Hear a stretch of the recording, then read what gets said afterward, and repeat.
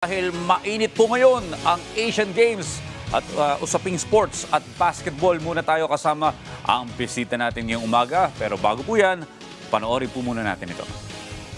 Championship Series, Jaworski works the baseline. Oh, what a difficult shot! Ito. Di na to ni Valdavit. Valdavit, go! And he will try to win the game against Adriano.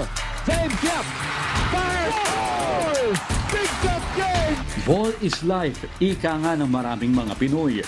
Kaya naman kahit na saang sulok ka pa ng Pilipinas magpunta, tiyak na may makikita kang basketball court.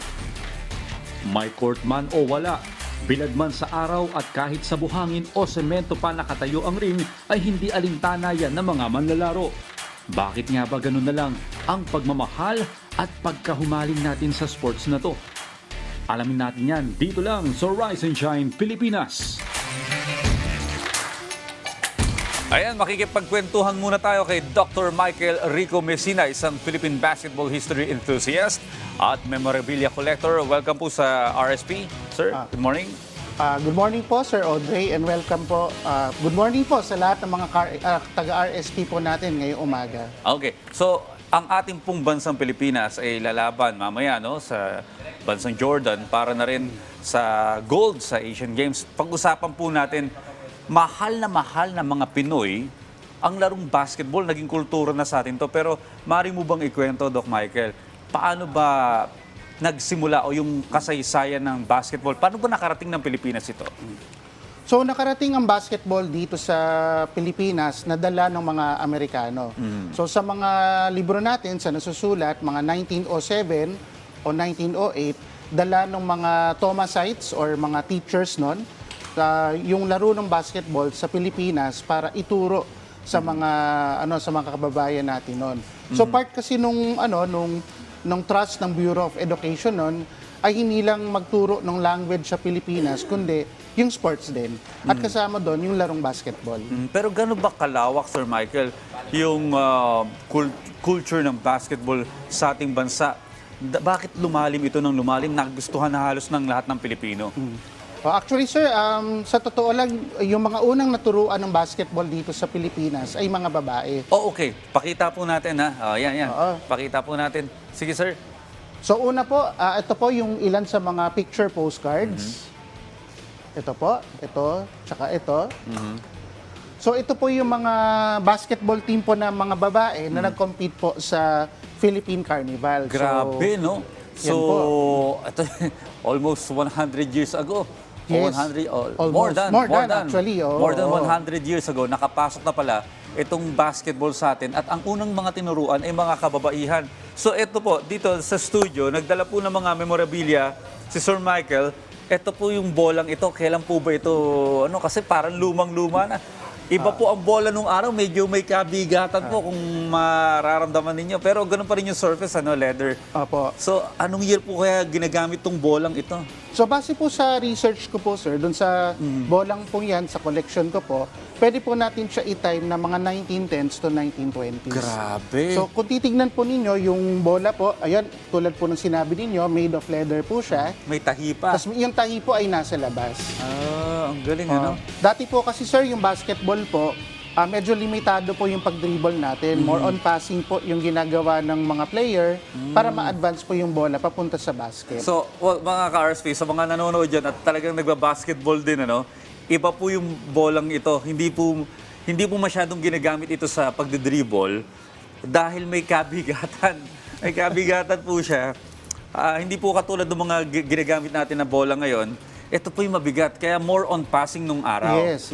Okay, so after nyan, after po nang ma-introduce na yung basketball sa Pilipinas, ano na po yung mga nangyari, Kailan po, kagaya nitong larawan na ito, ito pong basketball na ito, kung mapapansin ninyo sa larawan na yan, mga ka-RSP, lupa pa yung basketball court na nilalaruan, pero may sapatos na rin sila. May idea ka pa kung ano yung suot nilang sapatos noon? Most likely, sir, leather din. pa nun yung Unlike sapatos ngayon, rubber nun. na, Yes, Tsaka kung titingnan po natin dito sa magazine po na ito noong 1936, So actually yan po yung isang kopya nung isang picture na galing sa 1936 Berlin Olympics. So yan po yung unang beses na naging official sport po ang basketball sa Olympics. At dyan po, nag-place po tayo ng panlima. So yan pa rin po yung pinakamataas ng placing ng isang Asian team sa basketball sa Olympics. Pakita pa natin na ito yung mga memorabilia na koleksyon ni Sir Michael. Pero sino po ba yung mga players na mga Pinoy na talagang kauna-unahan na naging kilala sa larong basketball? So isa po sa mga naging kilala pong players noon ay si Senator Ambrosio Padilla. Oh, so naging senador siya, no? Opo. So siya po ay naging team captain po noong 1934 na basketball team natin sa Far Eastern Games. At siya rin po yung team captain dito po sa 1936 Berlin Olympics. Okay, may sinabi ka sa akin kanina na ang kauna-unahang basketball stamp ay gawa sa Pilipinas, sa buong mundo. Yes. Pilipino may gawa. Ito po yun. Tama po. So, noong 1934, yung pinakahuling staging po ng Far Eastern Olympic Games dito po sa Manila, so nag-release po tayo ng basketball stamp. Ito po siya yung nasa dulo.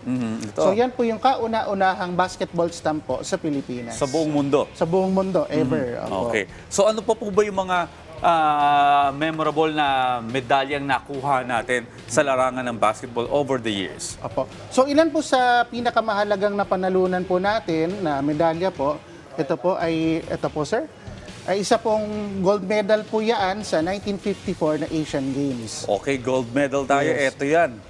1954 Asian Games.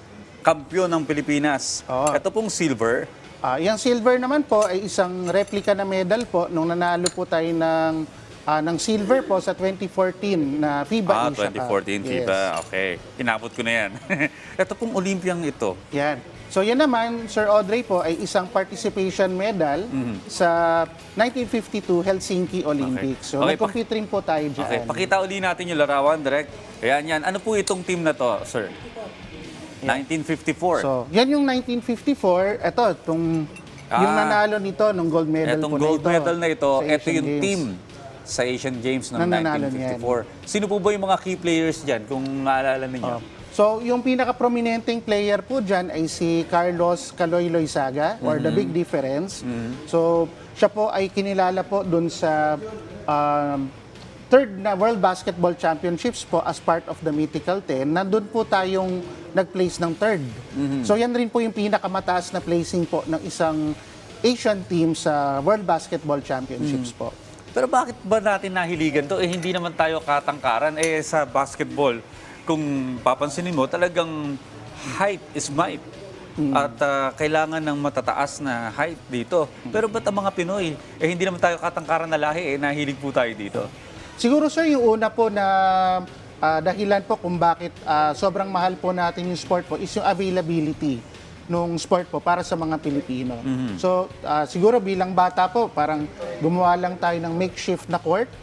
Di ba? Minsan nga yung alambre lang noon nung Tama. bata tayo, di ba? Oo. Tapos may maliit lang tayo na bola, yung mga goma na tagpi-tagpi o may basketball ring na tayo at Oo. saka bola. Tama ka So, dyan, yun Sir po, Michael. yung availability po ng Naalala mga ko nung bata ko, materials. yung hanger, binilog ko Yes, ganyan, dinikit ko sa oo. dingding. Tapos yung bola kong laruan, yung medyas lang na naka-rolyo. Pero yun nga, availability.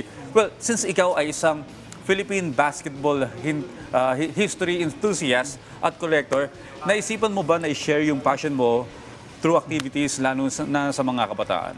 Opo. So, na-realize ko po kasi yung saya po na nabibigay nitong collection po na ito sa akin. So, I decided din po na to share it din po sa mga kapwa ko collector, tsaka sa iba rin pong mga basketball fans po, sir. So, nag-organize po ako ng pinakaunang HoopCon PH. So, siya po yung una po na convention po about Philippine basketball. So, dito po, sineselebrate po natin ang Philippine basketball history tsaka culture. So ano po yung mga pwedeng gawin ng ating mga kababayan na interesado dito sa project mong ito? Opo. So ito pong convention po ito ay yearly. So nitong taon na po, natapos po siya nitong June. So meron po tayo ditong mga exhibits na mga memorabilia tulad nito. Meron din po tayong usually po mga guestings po ng mga Philippine basketball legends. Tapos marami pa po tayong mga activities po na i-expect po from the HoopCon PH, sir. Okay, Sir Michael, may binigay ka sa akin libro, no? Nakakatuwa ito. Ano po ba ang nilalaman nito, sir? Ayan. So actually, yung pinakita po ninyong picture po nung magazine na to, nung Berlin Olympics, yun po yung nasa cover. Oo nga, Ayan, siya yung oo. cover. No? Tingnan nyo mga ka-RSP, ha? Nagbabasketball, umuulan, nakapayong yung audience, sa lupa pa. Sa lupa pa. So, unlike ngayon, ang mga basketball court natin, tabla na, Yes, covered, komportable na yung mga rubber shoes, maganda na yung ring, may net na, meron na ring 3.9. So, ano po ang nilalaman ng librong ito, sir? Okay. So ito pong libro na yan ay isang labor of love po nung author po na si Mr. Noel Albano para po sa mga basketball fans. So yan pong librong yan, 500 plus pages po yan, sir. So naglalaman po yan ng mga storya po mula dun sa glory days po natin sa Philippine basketball. So mula nung namamayagpag po tayo sa Far Eastern Games hanggang nung mga 1970s po, sir. Okay. Bali mo, mamayagpag tayo mamayang gabi sa laban natin sa Asian Games sa gold. Yes. Ayan. Yun nga, sir, di ba? Ang title po niyan ay When We Were Champions. Sana, maya-maya, we are again the champions na. Yes. Ayan. oo. Good luck sa ating Gilas Pilipinas. At thank you so much din po sa pagbisita sa amin dito sa studio at sa pagbabahagi sa amin ng impormasyon at trivia na rin tungkol sa kasaysayan ng pagmamahal ng mga Pinoy sa basketball. Nakasama po natin si Dr. Michael Messina. Maraming salamat po, sir. Salamat po, Sir Audrey, at sa lahat po ng mga ka-RSP po na nanonood.